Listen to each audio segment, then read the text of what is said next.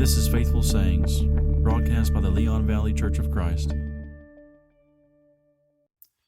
Well, thanks for tuning in. We're beginning a new series in 1 Thessalonians today. 1 Thessalonians. So before we get to the actual content of the letter, I want to take a moment to go back to the book of Acts and get a little bit of background on Thessalonica and the folks who would come to make up this local church that Paul's writing to. So that's Acts chapter 17. I'll just read the first few verses here. That when they had traveled through Amphipolis and Apollonia, they came to Thessalonica, where there was a synagogue of the Jews. And according to Paul's custom, he visited them, and for 3 Sabbaths reasoned with them from the Scriptures, explaining and giving evidence that the Christ had to suffer and rise from the dead, saying, "This Jesus whom I am proclaiming to you is the Christ." And some of them were persuaded and joined Paul and Silas, along with a large number of the God-fearing Greeks and a significant number of the leading women. But the Jews, becoming jealous and taking along some wicked men from the marketplace, formed a mob and set the city in an uproar. And they attacked the house of Jason and were seeking to bring them out to the people. And when they did not find them, they began dragging Jason and some brothers before the city authorities, shouting, "These men who have upset the world have come here also." And Jason has welcomed them. And they all act contrary to the decrees of Caesar, saying that there is another king, Jesus. And they stirred up the crowd and the city authorities who heard these things. And when they had received a pledge from Jason and the others, they released them. And so the brothers immediately sent Paul and Silas away by night to Berea. And when they arrived, they went into the synagogue of the Jews.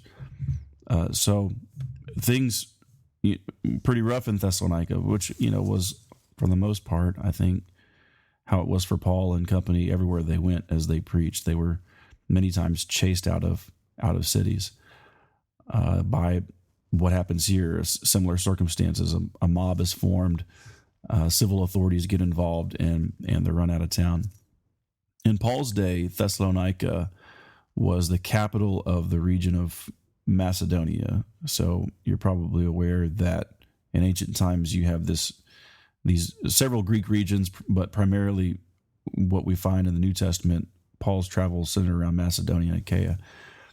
And it was a seaport, so very big trading center, and it was also along the main road, the Ignatius Way, I think is what it was called. But at any rate, it was very populous, very busy, a big cross section of people, Greeks, Romans. Obviously, there's Jews there who, Paul goes to the synagogue, and some of them become believers and followers of Christ, and others become his enemies and persecute Paul.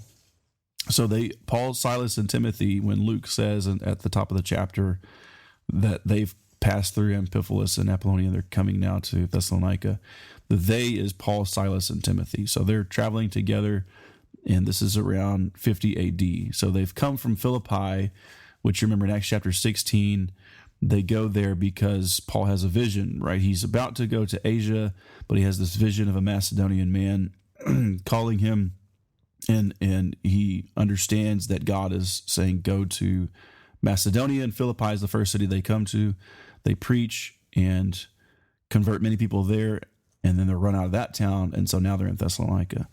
And just as he did, as he traveled to many places, he would start with the Jewish population. So he would make contact with a Jewish synagogue, and he would begin preaching the gospel. And in this case, it says there 3 weeks, every Sabbath, they listened to him. He was reasoning from the Scriptures. He was explaining, giving evidence. Luke says that Christ had to suffer and rise from the dead. And some of the Jews, and not just Jews, but God-fearing Gentiles as well, perhaps proselytes to Judaism, who had an interest in spiritual things, they're listening, and they believe also. And then Luke adds not a few of the leading women. So how long Paul remained in Thessalonica is uncertain. There's at least those 3 weeks that he was there.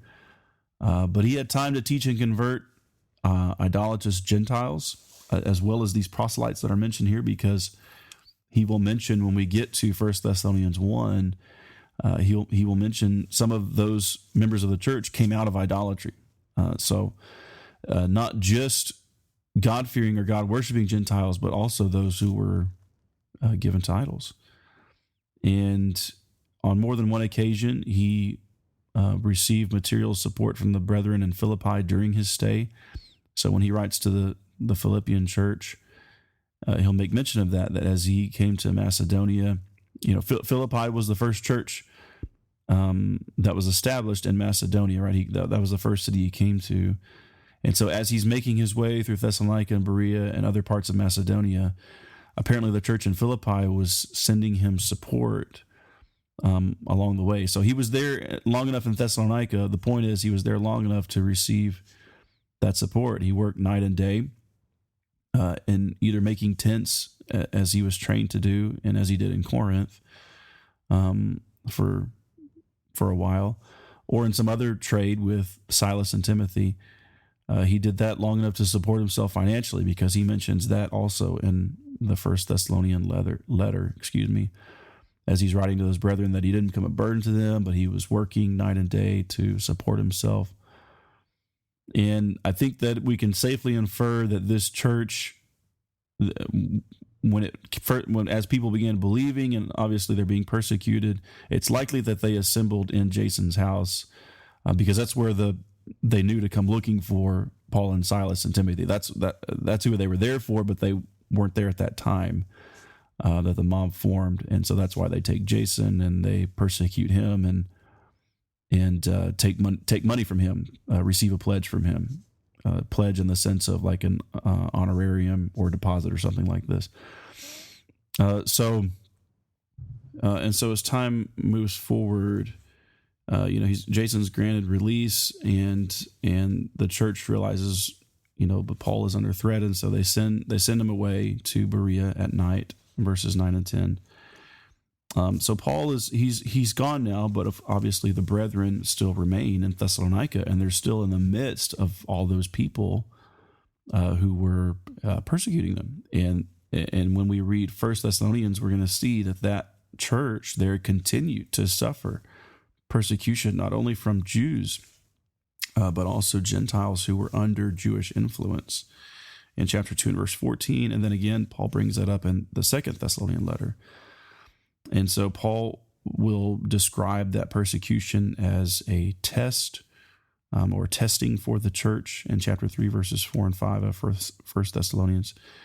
And so one of the big reasons he's writing to this church in Thessalonica is because he is concerned. He knows the situation there. He knows there was a lot of enemies who were continuing to rain down blows on these people any way that they could. And so he's wanting to encourage them, and he's wanting to reassure them that this is par for the course. This is actually by design and part of the plan that God's people be persecuted.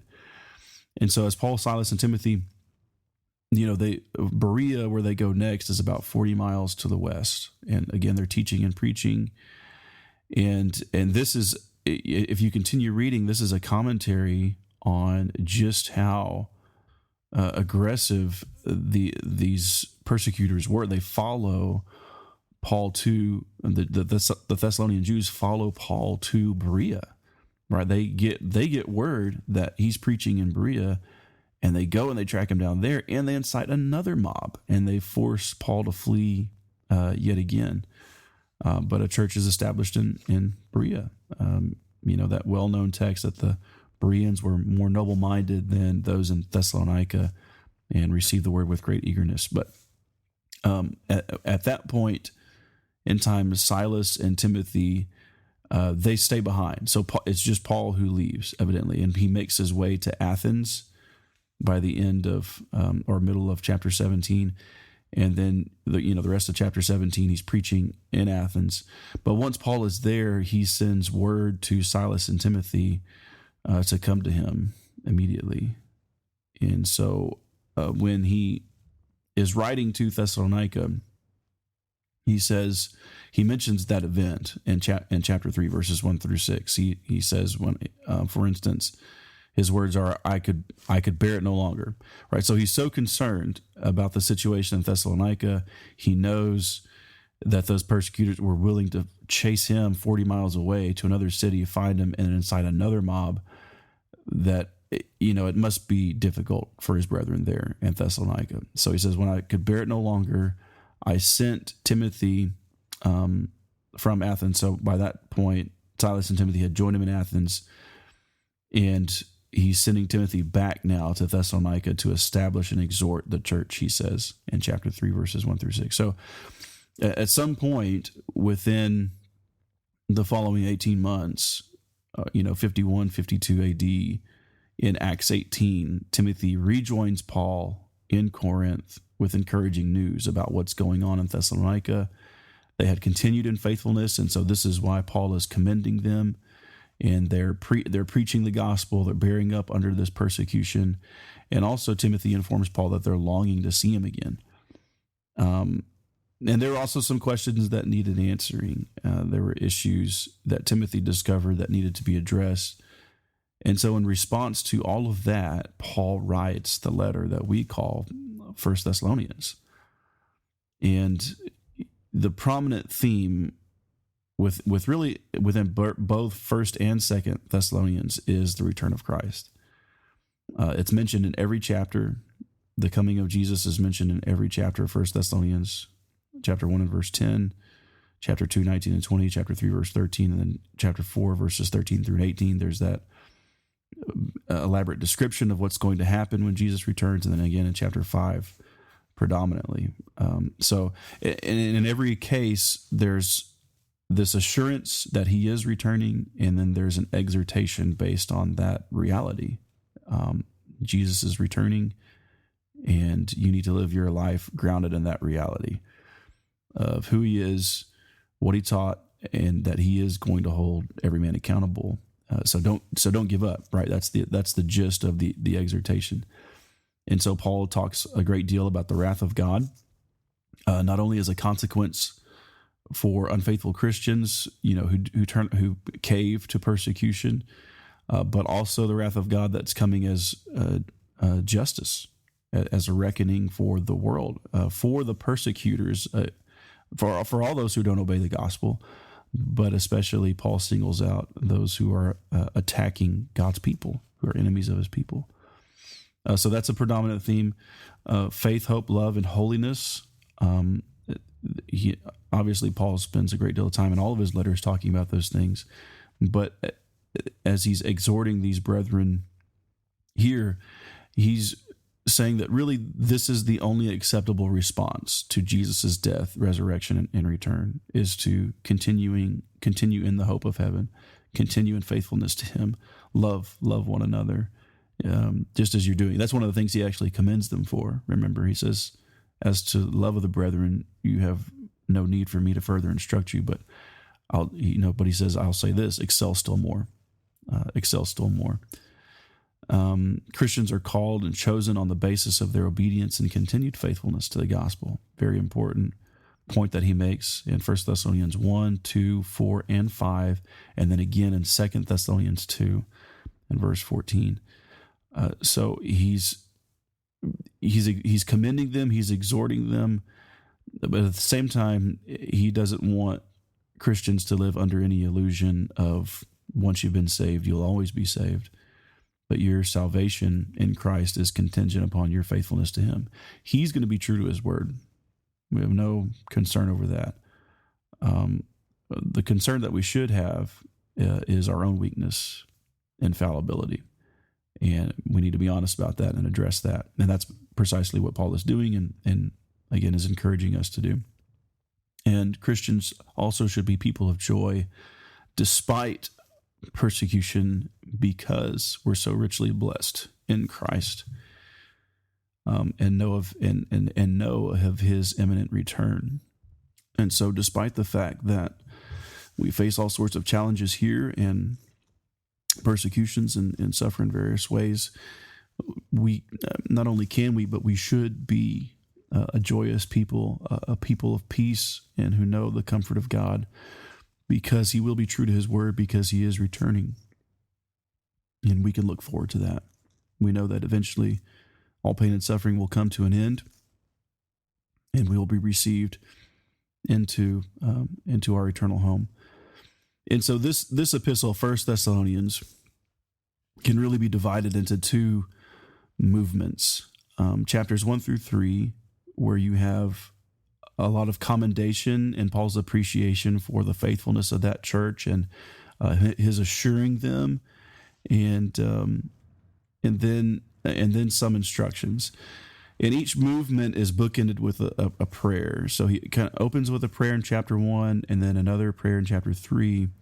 And then as he gets to chapters 4 and 5, in the second movement, there's further instruction to holiness and growth, and more prayer. And so that's kind of the general layout of the letter and Paul's purpose for writing it, some major themes that he's going to touch upon that we're going to see. And I hope that kind of frames in our mind the historical context of 1 Thessalonians. And I look forward to studying it with you. Thanks for tuning in.